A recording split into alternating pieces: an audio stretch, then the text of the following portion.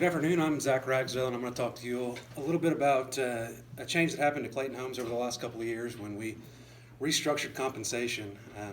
It was a change that was necessary for a number of reasons, and a change that everyone was very nervous about. When you start talking about people's pay, the conversations get really hushed very quickly. So, kind of talk about some of the successes and failures of that. How many of you are familiar with Clayton Homes outside of me talking about it in every class that you've been in with me? How many of y'all have been in a manufactured or modular home over the last 5 or 10 years? So there's a pretty good chance, especially in East Tennessee, that if you were in one, there was a 50-50 or 1 in 2 chance that it was a Clayton home. A little bit about the company. We're America's largest home builder. Last year, 2017, we produced over 48,000 homes. We also, over the last 4 years, have acquired 5 site-built builders. So that's an industry term for a home that is built in a traditional fashion. At the job site, stick-built, site-built. So we will actually be one of the top 20 stick-built builders in the U.S. in 2018.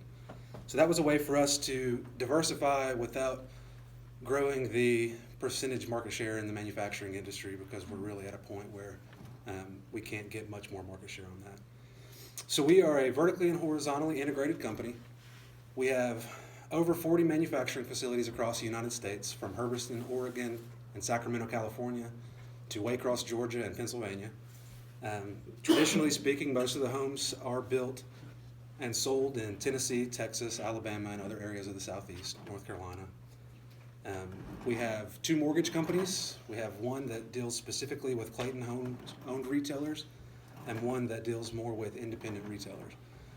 We have 320 Clayton-owned retail shops across the United States in just about every state, and over 1,000 independent dealerships that sell our product. We also have an insurance company, and we have a Clayton Supply Company that warehouses things in bulk to deliver on an as-needed basis, and also to produce things like windows, interior doors, trusses, etc. So Clayton has always been a company that values its employees and wants to help people share in the profitability of the company. So Clayton's compensation for most of the home office team members, which the home office is in Maryville, Tennessee, and employs about 1,700 people. And so pretty much everyone at that office was always on an hourly or salary wage plus a team share compensation. So in 2010, when I started, my first team share was 8%. So the first quarter that I worked there, 8% of my salary was given to me in a bonus. 2010 was not a particularly great time for the housing industry, so 8% was considered pretty good. That quickly grew, and in 2013, the bonus was 32.5% for 1 quarter. So everybody who had been there for a while really, felt like we were making hay while the sun shines, and we were doing very good, and they were taking care of us. What ended up happening, and I don't know that management would necessarily agree to this or recognize this, is that they started to lower people's salaries. Because if you're paying out 27%, when you brought new people in, they didn't lower anybody's existing salary, but when you brought new people in, you would pay them less because they're getting a 27% bonus. And that's what it averaged around 2013. So when you're hiring people, that works well for some people, for some groups. But when you're hiring people like accountants and auditors and attorneys, they don't want a big portion of their income to be based on a flexible number. So Clayton realized that it was losing out on people that would come in making $50,000, for example. They wanted their compensation to be $50,000 with a possibility of a bonus, not $42,000 with an average of $50,000 and the possibility of $55,000. So what they did is they decided to restructure the bonus plan, and they maxed. Here it shows it was maxed out at 27. After the 32.5, they did max it at 27, and they put a minimum on it because even before I was there, it had been 3% and 2% in 2008, when the housing market was really poor. So what they decided to do was, instead of maxing it at 27%, they were going to max it at 17%, but they were going to also give everybody an 8% increase in their base salary. So when you take the 8% and 10%, it doesn't look like it matches up, but when you realize the bonuses are taxed at 33%, what they were trying to do is keep it equal. They weren't trying to really take money from anybody, but they weren't trying to give anybody. What they were trying to do is make it more competitive across the market so that people could come in and really treat that as a bonus of we want the company to do well so we can make more money, not as we need the company to do well so that I'm a competitively paid person. So in addition to that, they also took what we had of a 10-level pay system. So your male clerk was a level 1, and your upper management may have been a level 10. That didn't leave a lot of room for movement across those levels. So they moved it up to a 20-level team. So you can see my example here is the audit department had an auditor and a senior auditor. In a 6-person audit department, you're not going to have a lot of seniors. So it really left a lot of people desiring room to move across that. So they moved it, and after the change, they had 4 different levels of auditor. So that gave some flexibility to reward people who had been in the position for a while, even when a management or a senior level position wasn't available.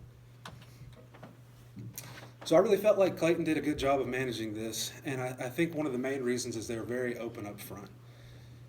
They told people from the very beginning what they were planning on doing, and they emphasized that they weren't planning on making any changes to what your actual take-home would be, but they were trying to make it more competitive across a market. So the transparency was good early, and they also took management level and explained it to them in a way that they could explain it to their teams. So my manager got us all into a room before this was even announced and told us that, hey, this is coming, this is the idea. And then when they announced the whole process, we were already aware of it. So this actually worked out well in the industries that we're really seeing difficulty, in the accounting and the attorneys. Salespeople typically understand that a portion of their income is going to be based on a variable amount in other areas, but for a lot of people, that's not a way that they've been paid before.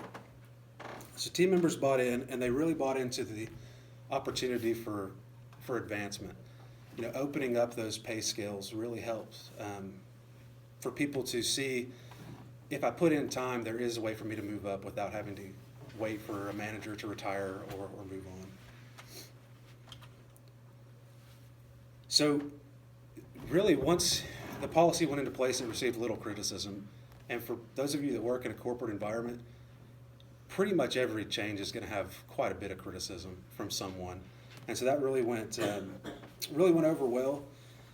And the largest issue was the new salary levels for some people. For most people, it was a good opportunity, but there were some people who thought they would fall in different ranges. So anytime that you reassign someone to a position, there's going to be a little bit of confusion and a little bit of anxiety based on what they think they should be, if that doesn't necessarily match up.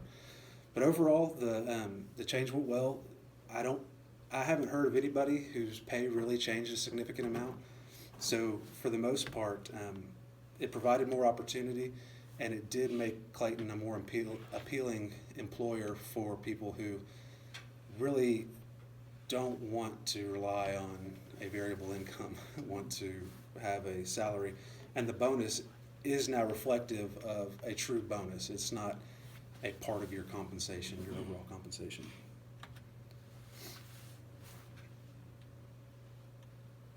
And so this year, I think the cap was 17%, and we actually averaged around 15%. So the 15% plus the 8% salary range really kept us about the same.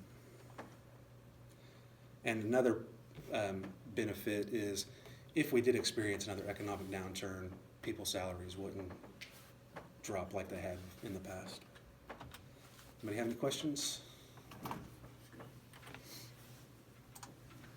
Thank you.